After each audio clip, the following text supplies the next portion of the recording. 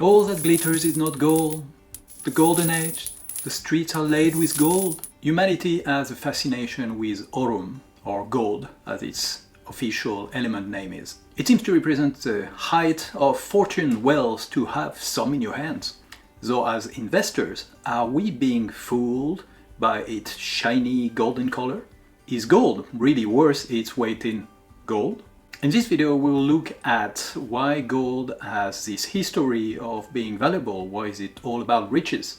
We'll also look at the performance over time, and finally we're going to look a little bit at the future to decide, is that a good investment for you and I? My name is Greg Jalbert. I'm a life and personal finance coach. I share what I know about personal finance and coaching on a cup of coffee so you can live a life of purpose and build up your wealth. Gold is the stuff of stars. It forms as an element when supernovae implode and explode, and also when neutron stars collide. Big clouds of dust are resulting from those explosions, and those dust eventually coalesce to form new solar systems, new planets, where gold would coalesce into the planets. Most of the gold that is mined today and the past few thousand years is actually not coming from that initial formation of the element gold on our planet. That is because most of this gold actually ended up in the core, which is inaccessible to us. And that's probably an awful lot of gold compared to what we have in our hands. The gold we have today and that we mine is most likely coming from asteroids which have been bombarding Earth about 4 billion years ago. We started using gold as a species about 40,000 years ago. It was the first metal that we were using. It was mostly for decoration aspect, it was mostly for looking at gods. It was also during the Pharaoh era a way of worshipping the pharaohs and being closest to the sun god. Then we saw the first coins made of actually electrum, which is a mix of silver and gold, which came up around 610 BC in Lydia. That was the first use of coins as really a money that would be exchanged. The internationalization of gold as a reserve of value actually came pretty late in the 19th century. Before that it was mostly silver, but in the 19th century the UK effectively established a gold standard for itself, which progressively, as the #1 economic power in the world, spread to other economies and became a de facto gold standard. Gold has been used as money because it's durable, it's almost indestructible, it's divisible, so you can divide it in different coins, etc. It's fungible, which means that it can take many different forms. It's portable, well, mostly portable. And it's physical, it's something that you can touch. And the bottom line is, when we think about gold, we believe it's the ultimate store of value. If everything falls apart, we believe that gold is that store of value. To understand if gold is a good investment, we need to compare it to something else that has value and over a long period of time. It would be great if we could actually come back many centuries and compare it with the same currency, for instance, for many centuries. But many currencies changed a lot prior to the 19th century, so we can only look back to the 19th century to have actually a good comparison of gold versus some currencies.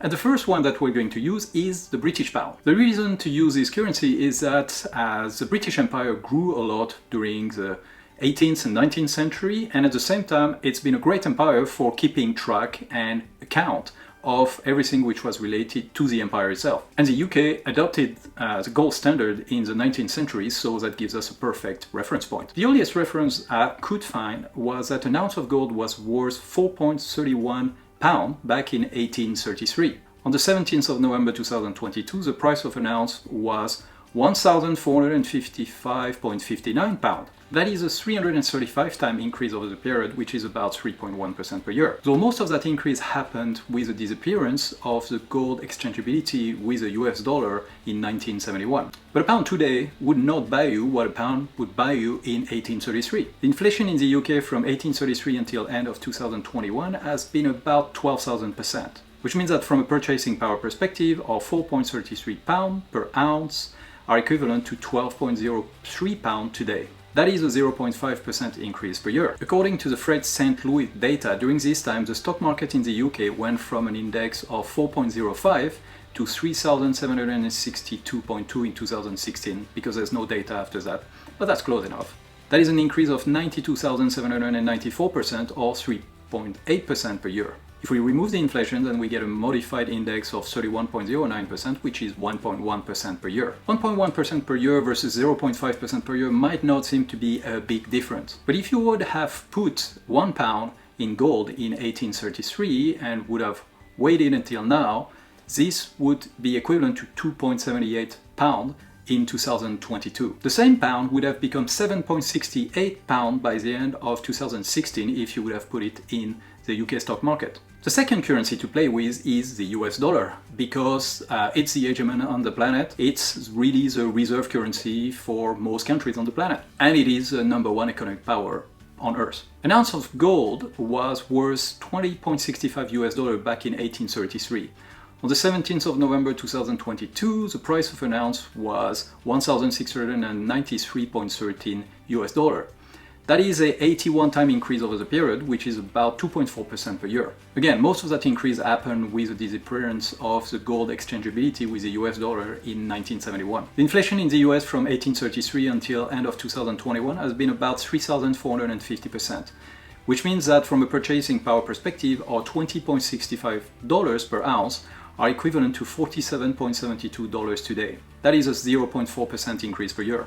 During this time, the stock market in the US went from an index of 126 to 33,689 in 2022. That's an increase of 26,589% or 3.1% per year. If we remove the inflation, then we get a modified index of 949, which is 1.1% per year. Interestingly, this is very similar to the British pound, it's 1.1%. There is a twist though. In 1833, one British pound would have got you $5. As of the latest data, one British pound today would get you $1.18. So the 1.1% for the US actually becomes a lot larger. Regardless of that, gold has proven to be a very stable store of value. Might not be the best as an investment though. Are your eyes glittering about this video? Then you know what to do, and do not forget to subscribe to the channel and put the notifications on if you want to receive more content like this every week. Also check out other YouTube videos in the description about everything that there is to know about gold. There's plenty of really interesting information out there. Is gold an investment? If you listen to Warren Buffett, then gold is not an investment because only productive assets are investments. By productive assets, it means that you will buy with your capital an asset, and that asset will produce some return, whatever return it is. You can buy assets like farmland, you can buy properties, you can buy companies, and all of them will provide some sort of return to you because of the ownership you have. Ray Dalio disagrees, and he believes that based on a diversified portfolio that everybody should have, then you should have a little bit of gold as part of that portfolio. As an investor, an individual investor, I tend to agree with Warren Buffett because we want our money to actually keep up with the value around us. So we want that money to be productive, to give us some returns. Having said that, if we're looking internationally, gold serves as a sort of safety mechanism, a balance mechanism between nation states in order to make sure that there is some basis to the valuation of fiat currencies. And that is valid because nations have a very long time horizon when they are considering the value of everything, including their currencies, and gold serves as a common language here. Gold has value because of its stability over time, as we've seen before. Fiat currencies eventually lose most of their value against gold.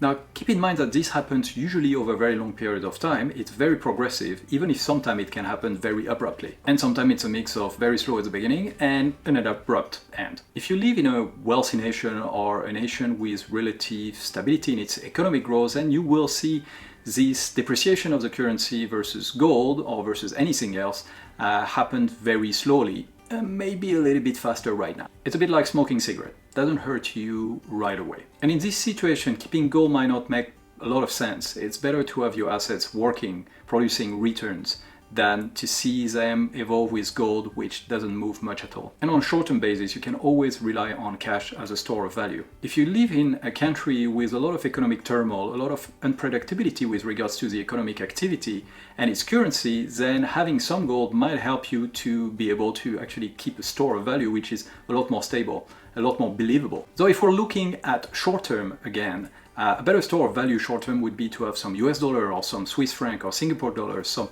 strong currencies that you can exchange much more easily than exchanging a bar of gold. And if you want to understand more about what are the strong currency, you can take a look in this video here and here. I do a comparison between the US dollar and the Singapore dollar, for instance. I do also another one about the Swiss franc versus the US dollar.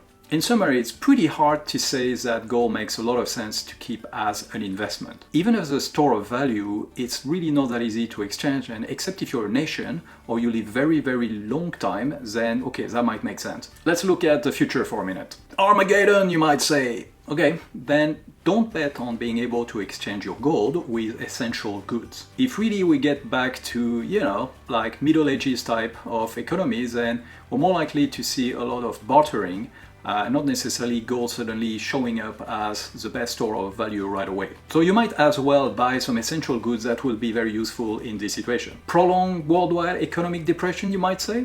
It's not completely realistic considering that the world population is still growing, but okay, let's imagine this. If that happens, then fiat currencies will probably lose quite a bit of value against gold. So that might be a scenario that works for gold. In any other scenario, whether it's mild economic growth or strong economic growth, then you will see that anything else, any asset will actually be productive, which means that they will generate more value than just keeping money in gold. And in that case, some countries will probably do better than others, and the countries that will relatively do better are not necessarily the rich ones right now, but the ones which have the most catch up to do and very large population like India, China, Indonesia, Nigeria, etc. So their currencies might hold well against gold and also much better against other of the strong currencies which are existing today. One last point. All of this is rather analytical as a view of where you would have gold. But gold captures our imagination in a way that no other metal or no other possession has. It's about the touch, it's about the color, the shining. There's a lot of psychological things going on in our head when we talk about gold. So you might just want to have a little bit just because of that, as long as it doesn't get into your head. If you want to know more about how and where to buy gold, you can check in this video here and here. I talk about a lot of different assets that you can buy and how you can buy them, and gold is one of them. In conclusion, gold doesn't glitter as much as we think. I hope you found this video informative and is helping you to make your own choices in terms of investment. I look forward to seeing you next week for more coaching and personal finance on a cup of coffee.